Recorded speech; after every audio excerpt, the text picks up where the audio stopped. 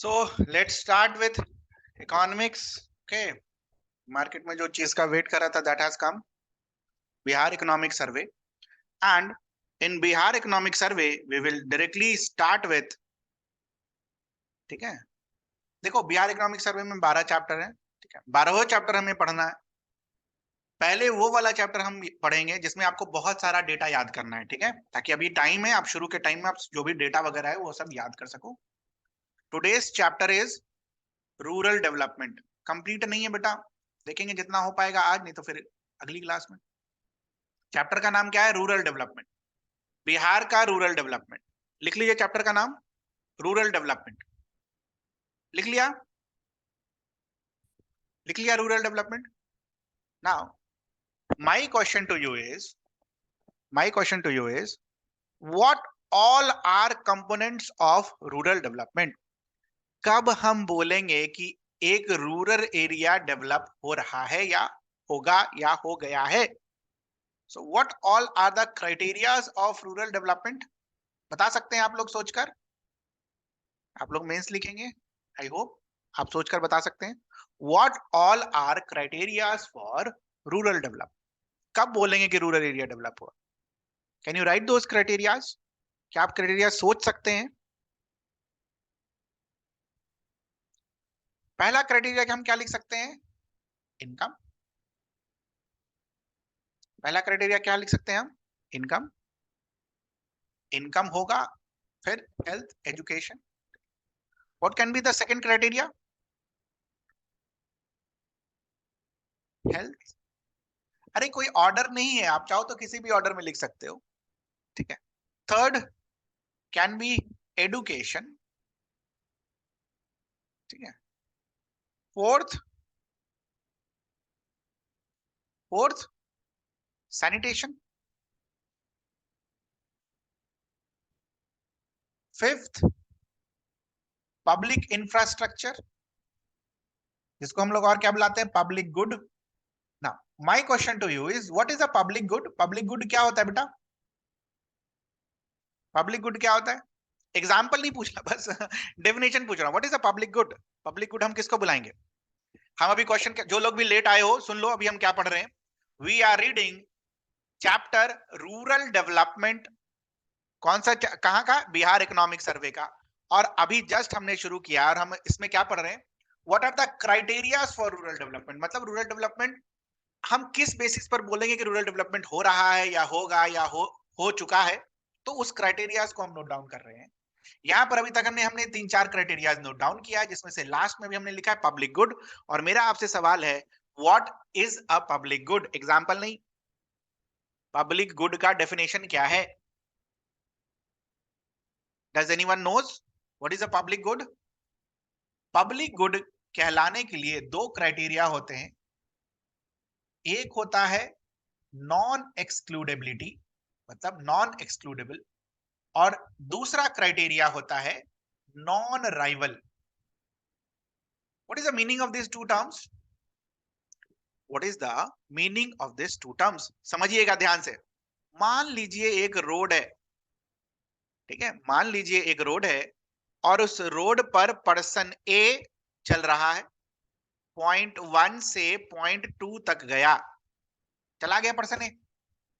Now person ए जब चला गया तो क्या वो रोड पर्सन बी के लिए अवेलेबल होगा? बिल्कुल अवेलेबल होगा, है ना। खत्म तो नहीं हो जाएगा ना रोड, या तो किसी को बोलेंगे नहीं कि भाई तुम नहीं जा सकते, बस खाली पर्सन ए जा सकता है, पर्सन बी भी जा सकता है। तो आप किसी को भी एक्सक्लूड नहीं कर सकते हैं। This is the meaning of what? Non excludable. तो वैसे गुड्स बनाने की जरूरत है that are what? Public in nature for rural development. समझ में आया बेटा सभी को? Non excludable. And what is the meaning of non arrival? Non arrival का क्या मतलब है? नॉन अराइवल का क्या मतलब है? देखो ध्यान से। जब पर्सन ए 1 से 2 चला गया, पर्सन ए 1 से 2 चला गया, और पर्सन बी जब 1 से 2 जाएगा, तो क्या उसके लिए रोड का विड्थ कम हो जाएगा? नहीं ना। क्या उसके लिए वो रोड जो है वहां गड्ढा हो जाएगा? नहीं ना। तो इसी को क्या बुलाते हैं, नॉन राइवल। मतलब एक ने अगर उसको यूज कर लिया है तो दूसरे के लिए भी वो सेम ही स्टेट में अवेलेबल रहेगा। समझ में आया, नॉन राइवल और नॉन एक्सक्लूडेबल। तो ऐसे पब्लिक गुड्स हमें क्रिएट करने की जरूरत है रूरल एरियाज में, ठीक है, जिनको हम क्या बुलाएंगे, पब्लिक गुड। जैसे कि एग्जाम्पल के लिए वाटर, एग्जाम्पल के लिए क्या होता है, वाटर, रोड, ठीक है, water, road, school, health care facilities, ठीक है। तो these all are part of public infrastructure, public good. तो ये सब क्राइटेरियाज पर हम क्या बुला पाएंगे, रूरल डेवलपमेंट एक रीजन का हो रहा है या नहीं हो रहा है। क्या सभी बच्चों को ये समझ में आता है? क्या सभी बच्चों को ये समझ में आता है? कोई भी एक ऐसा बच्चा है जिसको नहीं समझ में आया हो? एनीवन जिसको नहीं समझ में आया हो? समझ आ गया सर, समझ आ गया सर, वेरी गुड ना। तो ये तो क्राइटेरिया हमने मेजर कर लिया। Now my next question to you is why rural development is required. आखिर जरूरत क्या है? नॉन एक्सक्लूडेबल वाला फिर से बता दीजिए। जैसे मान लीजिए आपने रोड यूज कर लिया, ठीक है बेटा, किसी एक पर्सन ए ने रोड को यूज कर लिया, तो क्या पर्सन बी उस रोड को यूज कर सकता है या नहीं कर सकता? बिल्कुल कर सकता है। तो आप बोल रहे हो road is a public good जिसमें आप किसी को एक्सक्लूड नहीं कर सकते। पार्क, पार्क में अगर एक पर्सन जा रहा है, सरकारी पार्क ऑब्वियसली, प्राइवेट प्लेस के बारे में बात नहीं कर रहे, तो पार्क में अगर कोई जा रहा है तो मान लो पर्सन ए गया और पर्सन बी में भी गया, तो पर्सन बी को भी वही ट्री मिलेगा, वही रास्ता मिलेगा पार्क के अंदर जाने का। तो पर्सन बी को आप एक्सक्लूड नहीं कर सकते हो, यही मतलब होता है नॉन एक्सक्लूडेबल का। पानी, पानी सभी को मिलना चाहिए, आप किसी को एक्सक्लूड नहीं कर सकते हो। बिजली सभी को मिलना चाहिए, आप किसी को एक्सक्लूड नहीं कर सकते हो। दैट्स व्हाई बिजली is also a public good. पहुंचा नहीं पा रहे हैं, दैट इज समथिंग डिफरेंट। पहुंचा नहीं पा रहे हैं, that is something different. Availability is something different. But we are here talking about what, कि पब्लिक गुड हम किसे बुलाते हैं। आई होप एहसान समझ में आ गया आपको। तो my next question to you is why rural development is important. ये क्वेश्चन आपके इकोनॉमिक सर्वे में पूछ रखा है, ठीक है, मैं लिख भी दूंगा यहां पर। ये क्वेश्चन डायरेक्टली पूछ रखा है, एक पॉइंट दो पॉइंट दे रखा है इसके बारे में। Why rural development is required, क्यों जरूरत है। अरे आप लोग भी ऐसे ही नोट्स बनाते चलना। रूरल डेवलपमेंट ऊपर पर हेडलाइन लिखा होगा आपने ए4 शीट में, रूरल डेवलपमेंट। पहला पार्ट हमने रूरल डेवलपमेंट में क्या पढ़ा, क्राइटेरियाज क्या हो सकते हैं रूरल डेवलपमेंट के। दूसरा पार्ट अभी हम क्या पढ़ रहे हैं, व्हाई इट इज इंपॉर्टेंट, क्यों जरूरत है, व्हाई इट इज इंपॉर्टेंट। बता सकता है कोई भी बच्चा एक बहुत ही इंपॉर्टेंट फैक्टर जो आपको लिखना ही लिखना है डेटा के साथ। बता सकता है कोई एक भी बच्चा इस क्लास में, why rural development is important.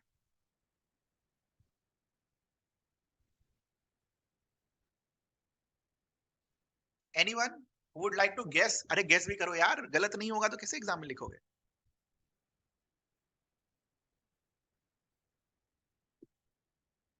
अरे बिहार का लिख रहे हैं बेटा, बिहार के सिलसिले में लिख रहे हैं तो बिहार का डेटा लिखिए अब, इंडिया का डेटा नहीं। बट आपका आंसर सही है प्रतीक। As it is necessary to develop the root of no beta, no it's not because of that बेटा। इंडिया छोड़िए, पहले बिहार आइए। बिहार में, पूरे बिहार में मान लो अगर 100 लोग रह रहे हैं तो कितने लोग रूरल एरिया में रह रहे हैं, कितने लोग अर्बन एरिया में रह रहे हैं। 89% ऑफ पॉपुलेशन, ये इकोनॉमिक सर्वे का डेटा ही है। 89% of the population lives in rural area. तो बेटा जहां ज्यादा लोग हैं वही ज्यादा डेवलपमेंट करने की ज्यादा जरूरत पड़ेगी ना। 89 है बेटा, 89 करेक्ट कर लीजिए। एक लाइन में आपके इकोनॉमिक सर्वे में आंसर लिख रखा है, since 89% of the population lives in rural areas, hence we must focus on rural development। ठीक है, देखो कहाँ था यार, कहीं है लिखा हुआ, अभी मिल नहीं रहा मुझे, कहीं ना कहीं तो ये रहा। ठीक है, देखो समझ, देखो इस लाइन को पढ़ो। According to 2011 census, 89% of the population of Bihar lives in rural area. Therefore, मतलब इस कारण से development of rural areas is more important for overall social and economic development of the state. ठीक है, तो दूसरा रीजन हम यहां पर क्या लिखेंगे, चूंकि 89% ऑफ पॉपुलेशन यहां रह रही है इसलिए जरूरत है, और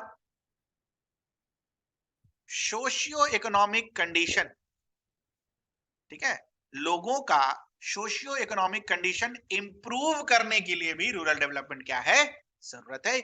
यही दो पॉइंट्स आपके इकोनॉमिक सर्वे में लिख रखा है। अब एक बात बताओ, एक सरल सा मैं आपसे सवाल पूछता हूं, अगर आपके बीपीएससी एग्जाम में पूछ ही देता ये क्वेश्चन रूरल डेवलपमेंट पर, कि रूरल डेवलपमेंट के बारे में बताइए कैसे होता है नहीं होता है, और एक लाइन लिख देता why rural development is important in Bihar, और अगर आप ये दोनों पॉइंट्स लिखकर नहीं आए तो क्या लगता है कि आपको नंबर मिलेगा? हाँ या ना, ये बता दीजिए, क्या लगता है आपको ये नंबर मिलेगा?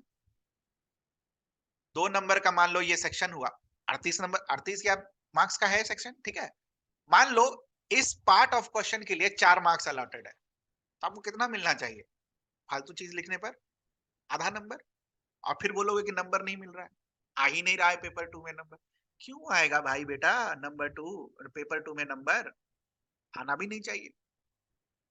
आपसे पूछा है, आप पढ़कर नहीं जा रहे हो सरकारी दस्तावेज और चाहते हो पूरा नंबर मिले, तो नहीं मिलेगा ना। अब आपको मिलेगा पूरा नंबर, पूरा नंबर लेकर आएंगे हम, खासकर ये सारे पॉइंट्स पर तो पूरा नंबर लेकर आएंगे, बाकी जो भी फेंकने वाले पॉइंट्स होंगे उस पर तो ऐसे भी नहीं मिलेगा।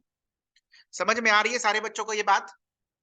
इसी तरीके से हम पढ़ने वाले हैं, ठीक है, जो जो चीजें इंपॉर्टेंट है हम लिखते चले जाएंगे, और जो जो चीजें स्पेशली इकोनॉमिक सर्वे में मेंशन करके दे रखी है वो भी हम साथ में लिखते जाएंगे। समझ में आ गया? किसी को कुछ पूछना हो यहां तक? Anyone who would like to ask anything till here? Why rural development is important? Because 89% of the population lives here. Socio economic conditions को इंप्रूव करने के लिए भी रूरल डेवलपमेंट क्या है, जरूरी है ना। अगला सवाल जो आपसे पूछा जाता है वो क्या, एकदम बीपीएससी टाइप का, मेंस में ही पूछा जाता है बेटा, 3-4 क्वेश्चन को एक साथ क्लब करके, कि what has Bihar government done in this regard, discuss with the help of fact, figure and example। पूछा जाता है नहीं पूछा जाता, ये बताओ? पूछा जाता है ना इस तरीके का सवाल। तो अब इस तरीके के सवाल को कैसे टैकल करेंगे?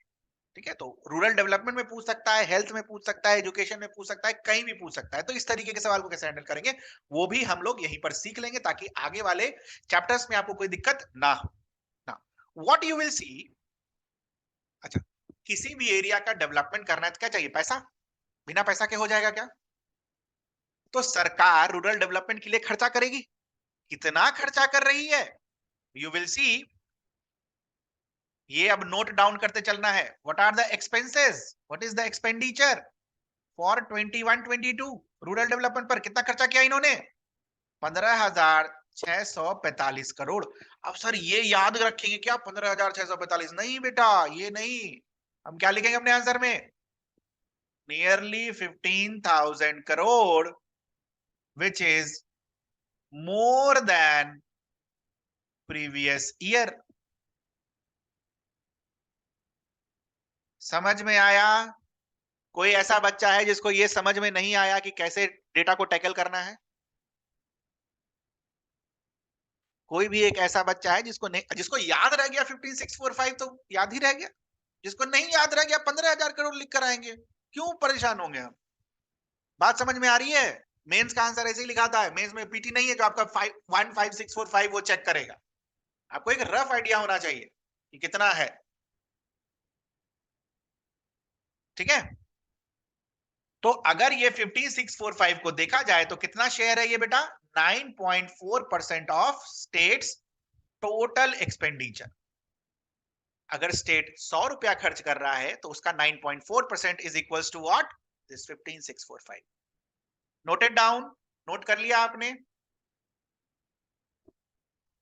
तो विथ फैक्ट्स एंड फिगर्स दिख रहा है? बताओ, अब ये दोनों चीज अगर आप नहीं लिखोगे तो आपको नंबर मिलना चाहिए नहीं मिलना चाहिए? पूछा विथ फैक्ट्स एंड फिगर, कुछ भी लिख कर आ जाएंगे, सोचेंगे 38 में 24 नंबर दे दे, नहीं देगा। पॉइंट नोट कर लिया आप लोगों ने? बाकी तो लेफ्ट साइड में जो लिखा हुआ है पढ़ लेना जब मिलेगा, बाकी इधर जो मैं लिख रहा हूँ राइट साइड में, दैट इज इंपॉर्टेंट। ठीक है, राइट साइड में जो लिखी जा रही है पेन से, दैट इज इंपॉर्टेंट, वो आपके आंसर में झलकना चाहिए ना। ये तो एक साल का डेटा हमने देख लिया। लास्ट 5 इयर्स का अगर हम डेटा देखें तो on an average total expense का कितना प्रतिशत सरकार खर्च कर रही है? 10.1% in rural development. 10.1% in rural development. ठीक है। नाउ एक क्वेश्चन और आपको अलग तरीके से पूछता है कि what has Bihar government done in this regard, discuss with the help of fact and figure and compare this with that of India. पूछता नहीं पूछता? आया है बेटा पिछले ही साल, देख लेना जाके 67 में। Compare with that of India. तो ये देखो, सारा में नहीं पूछेगा compare with that of India, जिसमें सर्वे में दे रखा होता है ना वही पूछता है। तो यहां पर देखो कंपेयर करके दे दिया है। इंडिया ने कितना खर्चा किया? 4.8%। बिहार ने कितना खर्चा किया? 10.1%। तो more than double, more than double as compared to India. ठीक है, तो एक ये पॉइंट हो गया और ये पॉइंट हो गया किससे? कंपैरिजन वाला, comparison with India. Her data पे थोड़ी कंपेयर करते हैं, उतना याद रखना पॉसिबल है क्या? किसके? Humanly it's not possible. ठीक है, इंडिया का कितना डेटा था? इंडिया कितना स्पेंड करता है रूरल एक्सपेंडिचर में? 4.8%। और जो आपका बिहार है वो कितना खर्चा करता है? 10.1%, which is more than double that of India. किसी को यहां तक कुछ पूछना हो? Anything you would like to ask? Anything you would like to ask? ये डेटा पढ़ने के लिए विच की इंडिकेटर्स ऑफ यूनियन, जो पढ़ा रहा हूं वही अभी की इंडिकेटर दिखाया ना कंपैरिजन विथ इंडिया से। क्या है की इंडिकेटर? टोटल एक्सपेंडिचर का कितना परसेंट। तो दिस इज की इंडिकेटर, जो यहां पढ़ा रहा हूं बस वही। और कुछ नहीं दिमाग लगाना इधर उधर से कि डेटा बैठ के रट रहे हैं, नहीं हो पाएगा, कितना कर लो नहीं हो पाएगा। This is for reading purpose, this is for reading purpose. बस पढ़ना है और आगे बढ़ जाना है, रटना नहीं है। नो रट्टाफिकेशन, नॉट रटना है। ठीक है, एकदम नहीं रटना है, बोलो तो क्रॉस कर देता हूं यहां पर, नॉट रिक्वायर्ड। ठीक है, पढ़ने के लिए है बस। जब आप पढ़ो तो होलिस्टिकली पढ़ो, हाँ ऐसा ऐसा हो रहा है, ऐसा ऐसा हो रहा है। तो आप अगर कंपेयर भी कर लोगे ना साल भर साल, ये देखो 12.9 5.1, 8.0 4.8, 9.2 4.6, 9.4 5.6, 11.1 3.8। तो हर पैरामीटर में क्या है? कम। हर साल ही दर साल कम है। तो comparison with respect to India. चलिए, और कोई बच्चा है किसी को कुछ पूछना हो? तो ये तो आ गई खर्चे की बात, खर्चा बराबर ना। ये खर्चा अब हम कैसे करेंगे? How we will do it. कैसे करेंगे खर्चा बेटा? How we will do it? पैसा तो इतना खर्चा करना है, but how we will do it? Does anyone has any idea कैसे? अब बात आ रही है, यहां हमने शुरू में क्या पढ़ लिया? What are the criteria for rural development. फिर क्या पढ़ लिया? क्यों जरूरी है। तीसरा, सरकार ने अभी तक क्या कर रहे हैं। सरकार में फैक्ट्स एंड फिगर्स हमने देखा। अब कुछ एग्जाम्पल्स भी देखेंगे कि कैसे, how, can anyone tell me how, कैसे? No one. अरे आप लोग बिहार नहीं रहते क्या? हाँ,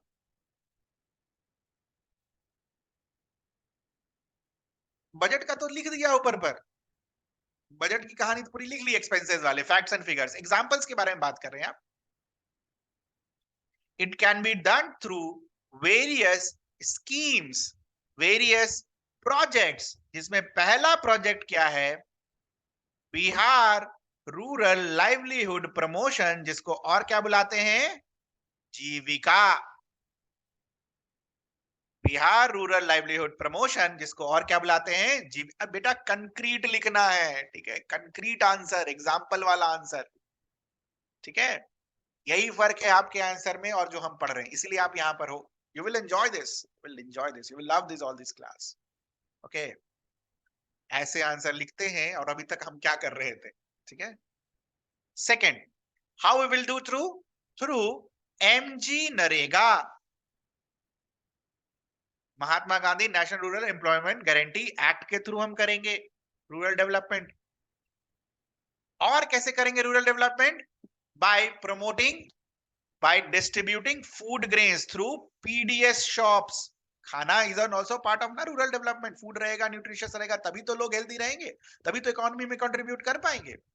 through PDS shops, through PDS shops. Clear है ये चीज सभी को? चौथा, थ्रू, ये आवास योजना होता है ना, housing scheme, through housing, through housing schemes. And the last one is through development of Panchayati raj institutions, through development of Panchayati raj institutions. और अब देखो, जो हमने, अरे जो हमने एग्जाम्पल लिखा है, जीविका, एमजी नरेगा, आवास योजना, पीडीएस और पीआरआईज, क्या यही 5 लिख रखे हैं आपके इकोनॉमिक सर्वे में भी?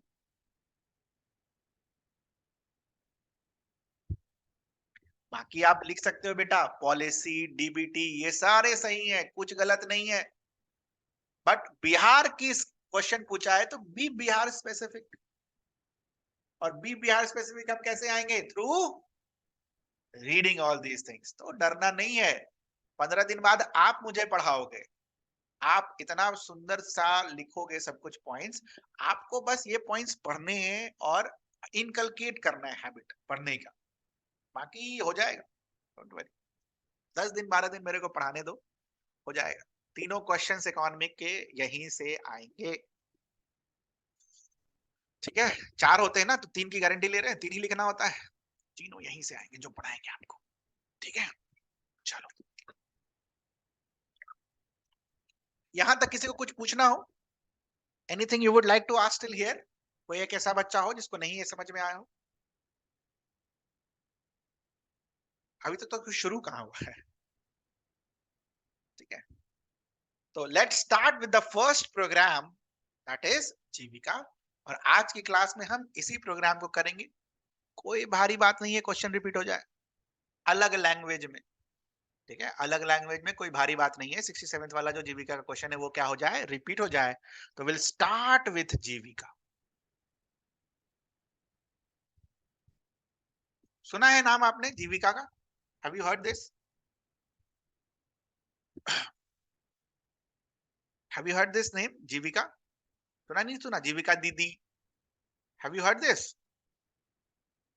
तो पहला पॉइंट जो हम जीविका के बारे में लिखेंगे वो क्या लिखेंगे कि, पहला पॉइंट तो इंट्रोड्यूस कराएंगे। मान लो जीविका पे एक स्टैंड अलोन क्वेश्चन आ गया, तो रूरल डेवलपमेंट का तामझाम तो शुरू में लिख देंगे कि रूरल डेवलपमेंट क्यों होना चाहिए, रूरल डेवलपमेंट नजर क्यों है, और फिर उसमें जीविका का रोल है ना, यही क्वेश्चन पूछेगा। तो जीविका जो है, it is basically a registered society.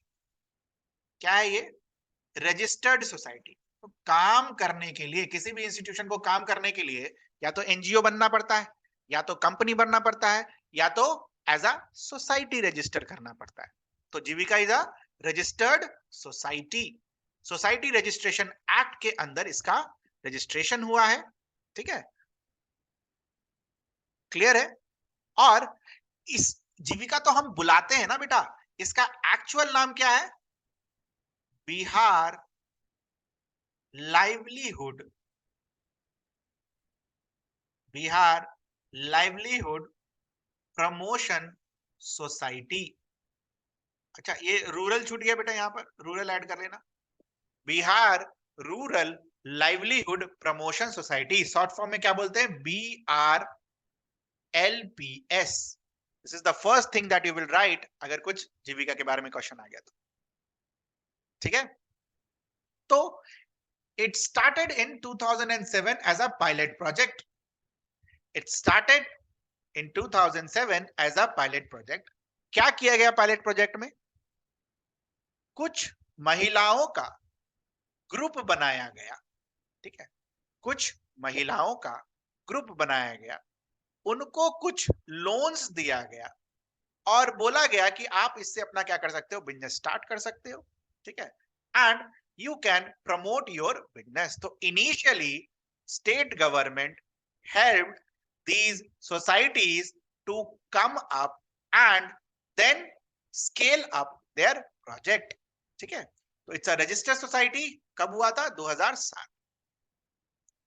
Third important thing with respect to Jeevika is it is organised at 3 levels।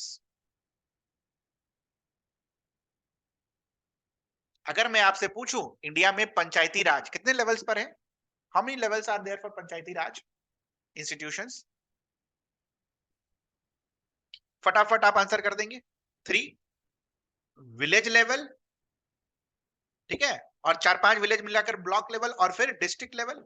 3 है ना? उसी तरह जीविका के लेवल 3 है। एक को बुलाते हैं हैमलेट, एक को बुलाते हैं विलेज ऑर्गेनाइजेशन, और तीसरे को बुलाते हैं क्लस्टर। ठीक है, तीसरे को क्या बुलाते हैं? क्लस्टर। हैमलेट का मतलब हो गया 2-3 फैमिलीज। हैमलेट का क्या मतलब हो गया? 2-3 फैमिली। जैसे आपका घर है, आपका पड़ोसी, 1-2 पड़ोसी वगैरह मिलाकर क्या बनेगा? हैमलेट। विलेज का मतलब क्या हो गया कि पूरे विलेज के जो जितने भी फैमिलीज हैं they will be incorporated into that. और क्लस्टर लेवल का मतलब क्या होगा कि 4-5 विलेज एक साथ मिलकर काम करेंगे। तो 3 लेवल पर ऑर्गेनाइजेशन होता है जीविका, ऑर्गेनाइज्ड किया जाता है। ठीक है, हैमलेट लेवल, विलेज लेवल और क्लस्टर लेवल। तो हैमलेट लेवल वाले किसके ग्रुप के पार्ट होंगे? विलेज लेवल के। विलेज लेवल किसके पार्ट होंगे? Cluster level. वीओ का मतलब हो गया विलेज ऑर्गेनाइजेशन। सीएल का मतलब हो गया cluster level, CLF cluster level. यहां तक किसी को कुछ पूछना हो तो जीविका क्या है? एक सोसाइटी है जो कि 2007 में बिहार स्टेट गवर्नमेंट ने बनाया था ताकि लाइवलीहुड का प्रमोशन किया जा सके। कहां पर? रूरल एरियाज में। कैसे बनाया था? 3 लेवल्स पर बनाया था, hamlet level, village organisation level और क्लस्टर लेवल। यहां तक किसी को कुछ पूछना हो? यहां तक किसी को कुछ पूछना हो? Anything you would like to ask? Now बात आती है कि बनाने के बाद इन्होंने क्या काम किए। तो ये जो काम करने वाला जो पार्ट है ना, यही इस क्वेश्चन का जो लास्ट वाला पार्ट है उससे एग्जांपल आएगा। Discuss with the help of examples. ठीक है, तो अगर हम इनके कामों को देखेंगे तो पहला काम जो इनका आता है, ठीक है, that is farm interventions. What is the meaning of farm interventions? ये लिख लेना यार, ये नहीं है इधर स्लाइड में, ये पिछले साल के इकोनॉमिक सर्वे में था, अच्छा दे रखा था। What are farm interventions? Farm interventions क्या होते हैं?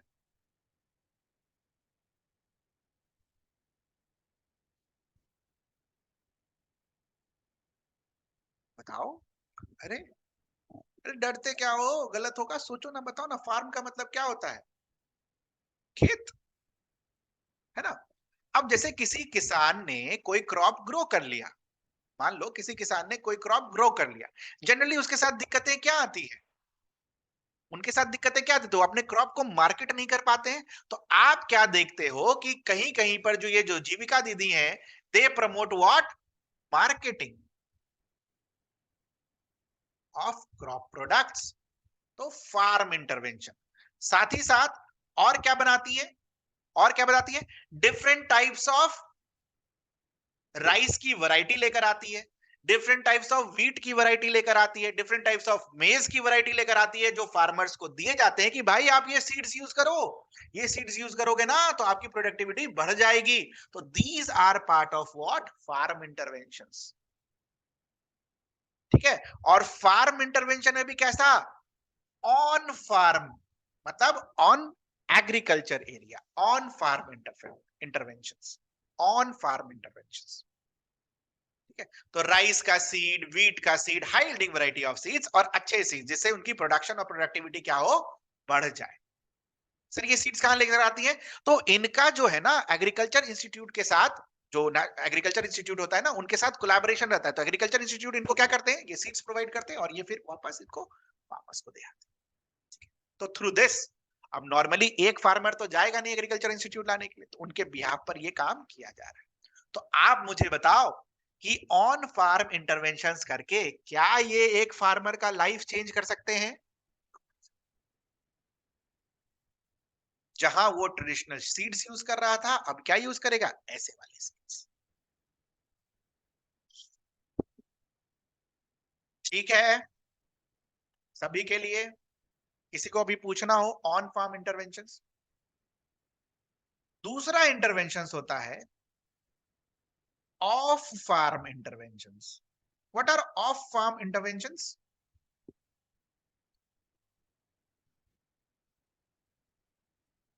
What are off farm interventions? Off का मतलब क्या हो गया? खेतों में नहीं, but they are part of farming. जैसे कि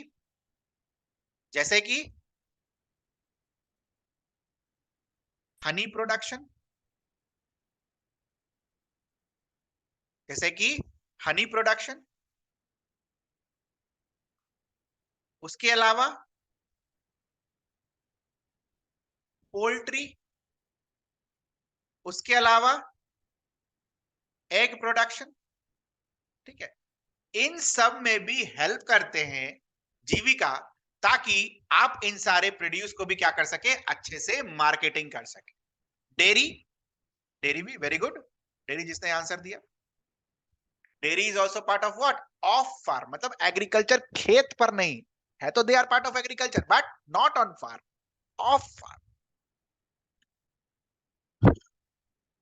कोई भी एक ऐसा बच्चा है जिसके ऊपर से चला जा रहा हो ये सब, ये मुझे बता दो। फीडबैक जरूरी है बेटा, फीडबैक जरूरी है। आंसर ऐसे लिखा जाता है तब मार्क्स मिलेंगे। हाँ, बेटा वुल बिहार में कम चांसेस है, बट बिल्कुल लिख सकते हैं। रियरिंग ऑफ गोट्स लिख सकते हैं, रियरिंग ऑफ गोट्स लिख सकते हैं, है ना, फॉर मीट प्रोडक्शन। ठीक है। Third is non farm activities. What are non farm activities? What are non farm activities? Examples बता सकते हैं आप नॉन फार्म एक्टिविटीज का?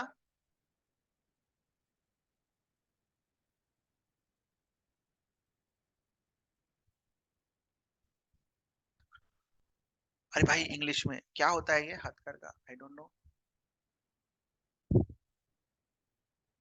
नॉन फार्म एक्टिविटीज में हम क्या क्या लिख सकते हैं यहां पर?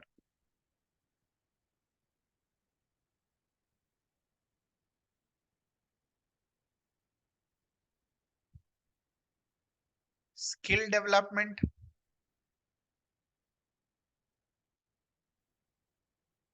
एंटरप्रेन्योरशिप।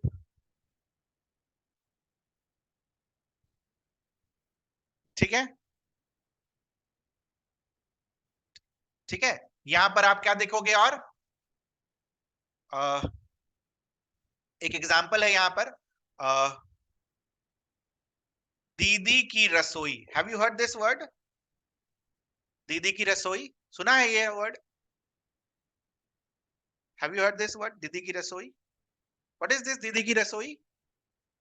ये सब लिखना है एग्जाम में, मार्क्स मिलेगा, नहीं लिखोगे तो नंबर नहीं मिलेगा। दीदी की रसोई बिहार में एक ऐसा प्रोग्राम है जहां पर जीविका दीदी जो होती हैं, जीविका के जो मेंबर्स होते हैं, वो खाना बनाने का काम करते हैं। और ये खाना जो है, ये जो फूड बनता है ना, ये गवर्नमेंट के हॉस्पिटल्स में, गवर्नमेंट के इंस्टीट्यूशंस में, एजुकेशनल इंस्टीट्यूशंस में प्रोवाइड किया जाता है, दीदी की रसोई। ठीक है? अरे इनिशिएटेड नहीं पूछ रहा, कहानी वो पीटी से बाहर निकलो। दीदी की रसोई, व्हाट इज दीदी की रसोई?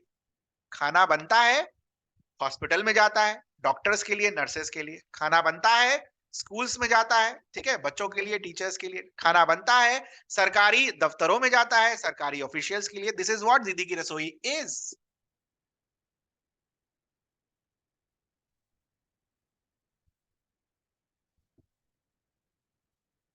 समझ में आ गया सभी को? कोई एक ऐसा बच्चा है जिसको नहीं समझ में आया हो? और क्या हो सकता है बेटा नॉन फार्म इंटरवेंशंस?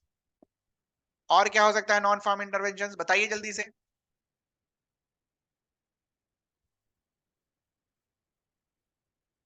नहीं सुना?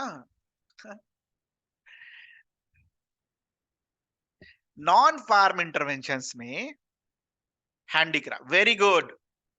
एक एग्जाम्पल है हैंडीक्राफ्ट।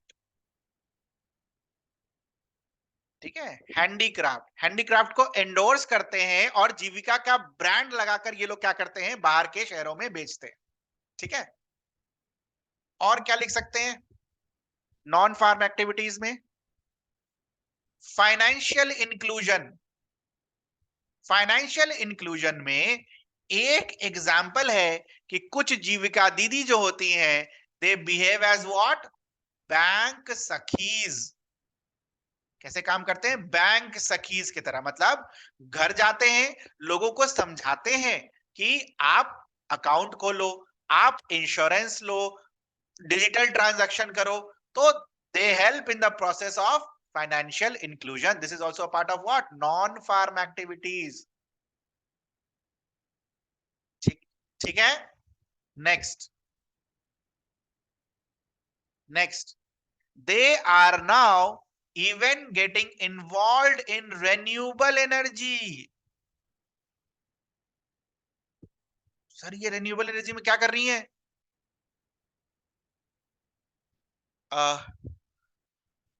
आपने वो छोटा वाला बल्ब देखा है क्या, ऑपरेशन थिएटर जो मूवी में दिखाता है, लाल कलर का, सुना है वो?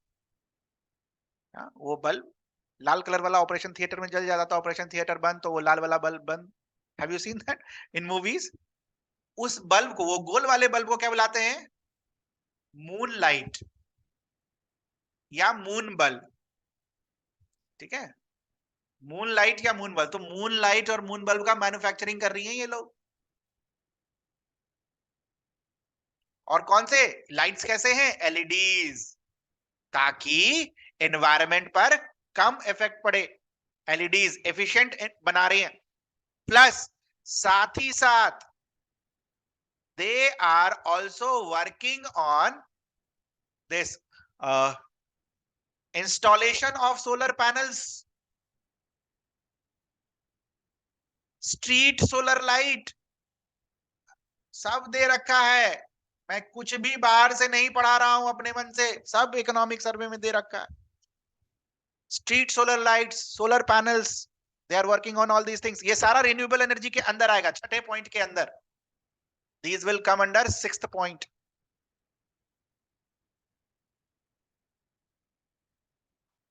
विथ रेस्पेक्ट टू, अलग से इसको लिख लेना, environment, there is a separate campaign for Jeevika दीदीज। क्या है कैंपेन? हरित जीविका, हरित Bihar, what is this campaign? हरित जीविका हरित बिहार, क्या है ये कैंपेन? किसी को आइडिया है?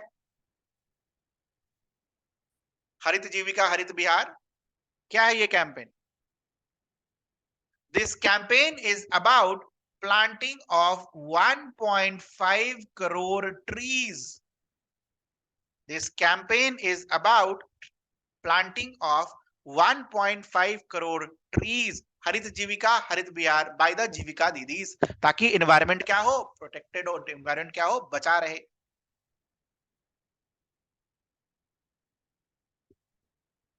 ठीक है, तो हमने अभी तक कितनी कैटेगरीज लिख ली? On farm activities, off farm activities, non farm activities, environment. पांचवा जो ग्रुप है वो क्या है? ये ग्रुप हमने बनाया है आपके लिए, ये मैंने अलग से आपके लिए बनाया है पांचवा, ताकि आपको याद रहे। पांचवा group is what? Vulnerability interventions. What are vulnerability interventions? What is vulnerability? अब जैसे मान लो कोई पुअर पर्सन है, ठीक है, इसके पास दो वक्त की रोटी नहीं है। कोई हेल्दी पर्सन है, ठीक है, जो आराम से खाना खा रहा हो, रिच पर्सन हो, तो भूख से मरने की जो चांसेस है, प्रोबेबिलिटी, वो किसकी हाई होंगी? उस पुअर पर्सन की। तो he is more vulnerable to what? Death as compare to rich person. Vulnerability मतलब यही होता है, कौन कितना ज्यादा नजदीक है किसी इंसिडेंट के, वल्नरेबिलिटी। तो वल्नरेबिलिटी इंटरवेंशंस में आप क्या देते हो? जीविका दीदीज वर्क ऑन टू फ्रंट्स। एक होता है फूड रिस्क फंड, और दूसरा होता है हेल्थ रिस्क फंड। ये पहले वाले फंड का नाम, एक मिनट रुक जाना यार, I need to check. Food से ही है, बट एक मिनट रुक जाना, एक मिनट, एक मिनट, बस एक मिनट। कहाँ गया? जस्ट गिव मी 1 मिनट, एक मिनट दे दो। एग्जैक्ट वर्ड में बता रहा हूं आपको। Food security fund, its food security fund. मुझे उसी समय लगा लिखते वक्त की गलत। फूड सिक्योरिटी फंड ना, कैसे काम करता है फूड सिक्योरिटी फंड और हेल्थ रिस्क फंड? अब जैसे मान लो जीविका का ग्रुप है, ठीक है, तो इसमें अ, लोग जो हैं वो उनके मेंबर्स होंगे। Maximum females are members of this Jeevika group, है ना? Females are members. अच्छा, फीमेल्स मेंबर्स हैं, तो ऑब्वियसली ये फीमेल किसी फैमिली को बिलोंग करती होंगी, किसी फैमिली से आती होंगी ना ये। अब मान लो कभी इस फीमेल जो इस जीविका ग्रुप का पार्ट है, ठीक है, इस फीमेल मेंबर को कभी ऐसा समय आ गया कि इनके पास खाना खरीदने का नहीं है, ठीक है, तो ये जीविका वगैरह क्या कर सकती है? इनको लोन दे सकती हैं, पैसा रखो और अपना जो खाना है, घर में जो खाना है, उसको फूड को अवेलेबल अवेलेबल कराओ। ठीक है, इसके अलावा फूड अवेलेबिलिटी करा दिया। इसके अलावा और क्या कर सकती हैं ये? जीविका फूड सिक्योरिटी फंड के through they can also store food, मतलब फार्मर से फूड खरीद लिया और रख लिया, और इन टाइम्स ऑफ नीड ये फूड का डिस्ट्रीब्यूशन क्या कर सकते हैं? कर सकते हैं। ठीक है, तो ये होता है फूड सिक्योरिटी फंड। अच्छा, ये जो खरीदोगे या फिर किसी के घर में दोगे तो उसके लिए पैसे तो चाहिए होंगे ना बेटा, तो it is done through what? Food security fund. उसी तरह हेल्थ रिस्क फंड, हो सकता है ना जीविका के ग्रुप में कुछ मेंबर्स हो जिनके घर में कुछ कोई बीमार पड़ गया, तो उसके लिए पैसे चाहिए होंगे, तो वो पैसे कहां से मिलेंगे? Health risk funds. तो ये फूड सिक्योरिटी फंड और हेल्थ रिस्क फंड बनाता कौन है? ये जीविका।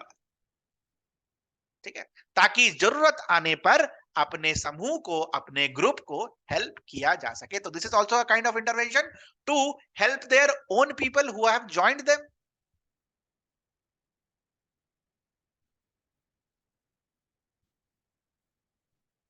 ठीक है,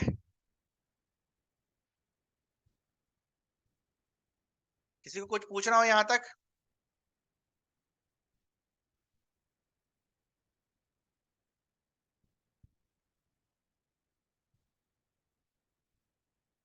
किसी को पूछना हो यहां तक?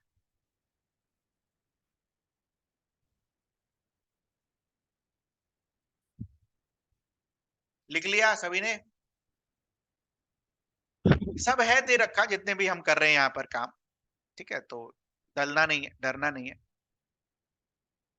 तो 5 तक हमने लिख लिया है। छठा में लिखो सोशल इंटरवेंशंस। छठा में लिखो सोशल इंटरवेंशंस। ये जीविका दीदी सोशल इंटरवेंशंस में क्या करती हैं? छठा में लिखो सोशल इंटरवेंशंस। सोशल इंटरवेंशंस में आप क्या देखोगे? They organize various programs, various training modules,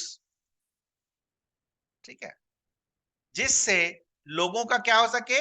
skill development हो सके और वो अपने एंटरप्रेन्योरशिप को होन कर सके। इसके अलावा और भी कुछ कुछ प्रोग्राम्स ऑर्गेनाइज करती हैं ताकि जो पर्सन्स विद डिसेबिलिटीज हैं, ठीक है, उनको भी क्या किया जाए? एम्पावरमेंट किया जाए, ठीक है, उनको भी ट्रेनिंग दिया जाता है ताकि वो भी अपना कुछ काम ठीक से कर सके, ठीक है। तो it also helps in empowerment of persons with disabilities.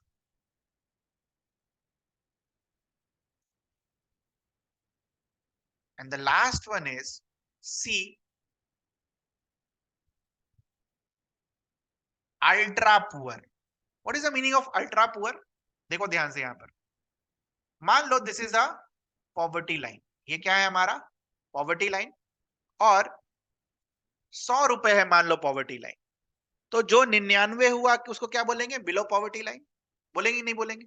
अच्छा, जो 1 रुपया कमा रहा है उसको भी क्या हम बिलो पॉवर्टी लाइन बोलेंगे क्या? बिल्कुल। तो पुअर में भी, पुअर में भी कैटेगरी है ना, जो पॉवर्टी लाइन के नजदीक है और जो पॉवर्टी लाइन से बहुत दूर है, तो these are known as what? Ultra poor.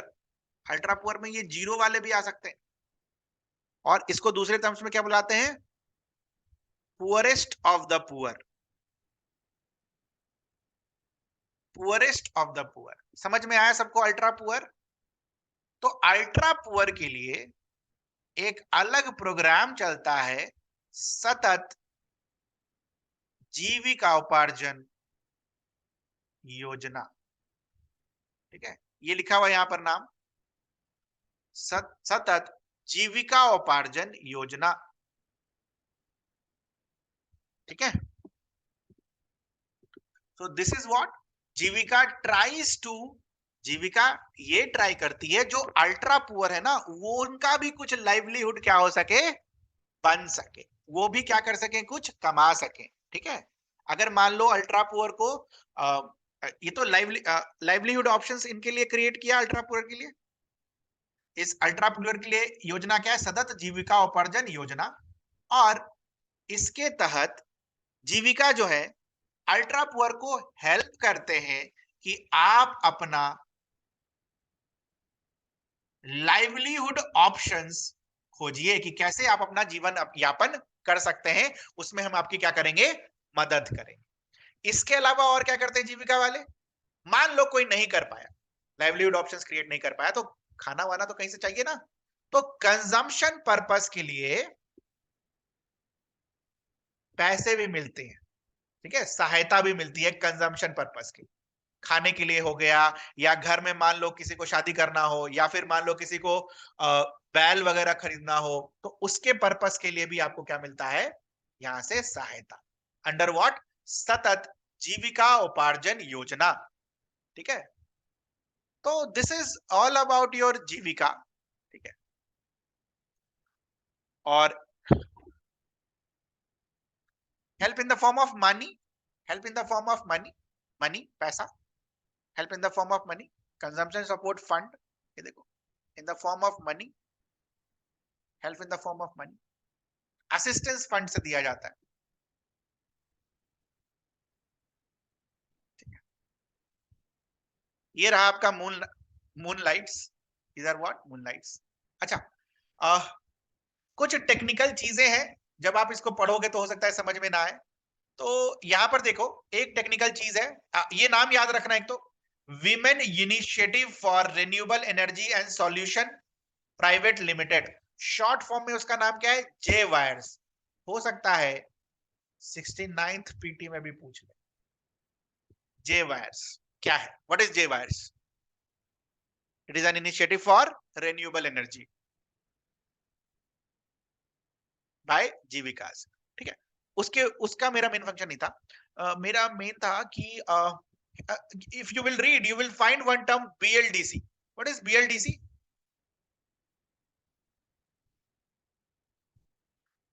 Presently जो हमारा फैन होता है ना बेटा, प्रेजेंटली हमारा जो फैन होता है उसमें काफी सारे ब्रशेस यूज होते हैं। वो ब्रशेस का मेन फंक्शन क्या होता है कि वो जो रोटेशन है फैन का उसमें हेल्प करना, ठीक है, और ये जो इलेक्ट्रिक मोटर होता है उसको रन करने में हेल्प करना। तो ये जो ब्रश वाले जो आपके फैन होते हैं दे कंज्यूम मोर एनर्जी, ठीक है। तो इसीलिए now we are focusing on what, brushless direct current technology for the fans. Brushless direct current technology from the fan, मतलब वो ब्रश को हम हटाएंगे और वो फैन से काम चलाएंगे ताकि उसकी एनर्जी कंजम्पशन क्या हो, कम। ठीक है, इंडक्शन मोटर की जगह हम बीएलडीसी मोटर्स यूज करेंगे फैन को चलाने में। तो आप एनर्जी कंजम्पशन कितना देखोगे, 60% से कम गया। अगर मान लो वो दिन भर में 100 यूनिट खा रहा है तो now they will be having what, 40 units, you can save 60% of the energy. तो ये है बीएलडीसी टेक्नोलॉजी। ठीक है, कुछ एग्जांपल्स और भी दे रखे हैं आपकी स्लाइड में। तो मेरा आपसे ये सजेशन रहेगा कि आप इस स्लाइड को पढ़ो और अपने तैयारी करने का तरीका जो है अब उसको करो चेंज। क्या आपने इससे पहले इस तरीके से पढ़ाई करी कभी पेपर 2 के लिए? अब बात आती है मुद्दे की। No sir, anyone?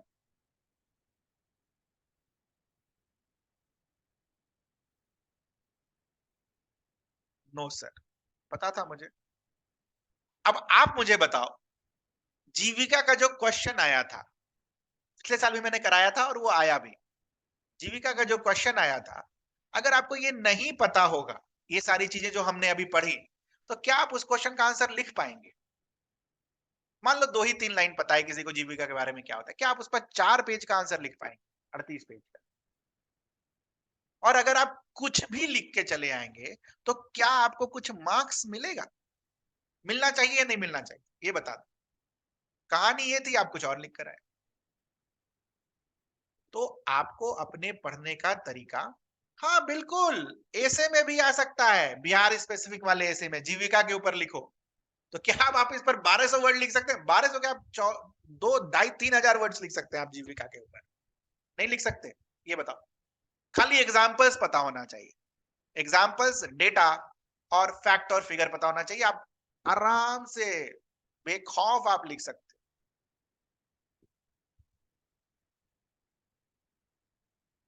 देखो बेटा, इकोनॉमिक्स है तो डेटा है, ठीक है, इकोनॉमिक्स है तो डेटा है, उसके बिना इकोनॉमिक्स होता नहीं है ना? खुद सोचो, तभी तो इकोनॉमिक्स है ना? बार बार पढ़ोगे ना बेटा याद हो जाएगा, लेकिन यही चीजें ना हम करते नहीं ना, हम पढ़ते ही नहीं है बार बार, दिक्कत इस चीज का है। मैं बता रहा हूं ना, आप लगातार जितने भी मैं आपको पढ़ाऊंगा इकोनॉमिक्स, आप डेली उसको रिवाइज करना। देखो तुमको 20 दिन में सब फैक्ट और फिगर याद हो जाएगा। Approx data will work, approx data will work. So coming to the last section for today, your homework is 67th GS paper 2 में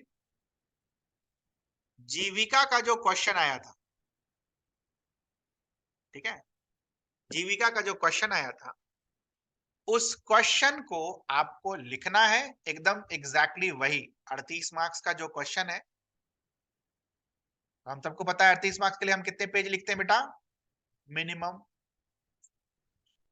4 पेज का मतलब कितना हो गया, 400 words.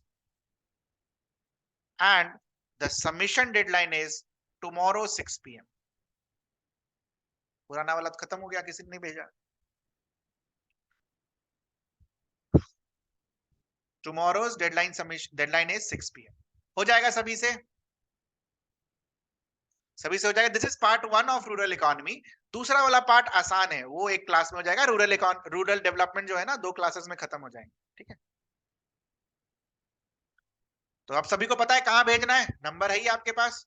Please write it down. 67th GS paper 2 में जो जीविका का question आया है, मैंने पिछले बार भी पढ़ाया था, लोगों को बोला था कि लिख लो, 3 या 4 बच्चों ने लिखा था, ठीक है।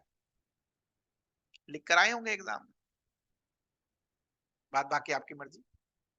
मैं तो बोल सकता हूँ ना बेटा, लिखेंगे तो आप ना, आपके बिहाफ पर मैं लिख तो नहीं दूंगा, है ना। लिखिए, 6 PM तक कल सबमिट कीजिए, और कुछ पूछना हो तो बताइए। अगली क्लास अब इकोनॉमिक सर्वे की ही चलेगी, ठीक है। We will finish it out, ठीक है। खत्म ही करेंगे इसको, इकोनॉमिक सर्वे और आपका डेटा इंटरप्रिटेशन। 2 इंपॉर्टेंट चीजें हैं जो खत्म कर देनी है 20-21 मार्च तक, ठीक है। उसके बाद साइंस एंड टेक तो आधा खत्म हो जाएगा रिजल्ट तक, और उसके बाद जो आधा बचा रिजल्ट के बाद। ऐसा नहीं है कि रिजल्ट के बाद फोकस है, पहले शुरू हो जाएगा तो पहले कर लेंगे, ठीक है। और किसी को कुछ पूछना हो, anything you would like to ask? कुछ पूछना हो, कुछ ऐसा कुछ जो समझ में नहीं आया हो? इसको पढ़िए, इसको पढ़िए, क्योंकि ये एक ऐसा चैप्टर है ना बेटा, रूरल डेवलपमेंट, जो कहीं पर भी दिख सकता है और आप कहीं भी यूज कर सकते हो, ठीक है। डिजास्टर मैनेजमेंट में जीविका का रोल डाल सकते हैं ना? डाल नहीं डाल सकते इतना कुछ पढ़ने के बाद? 100 वर्ड तो लिख ही सकते हैं, 150 वर्ड। तो इस तरीके से चलिए, तो आपका काम है इसको पढ़ना, और जो क्वेश्चन आया है 67th वाला लिखकर मेरे को कल सबमिट करना। 6 PM is the deadline, so that will be all from my side. Bye everyone, ठीक है। इसके आगे रूरल डेवलपमेंट अगली क्लास में खत्म हो जाएगा, रूरल डेवलपमेंट अगली क्लास में। चलो।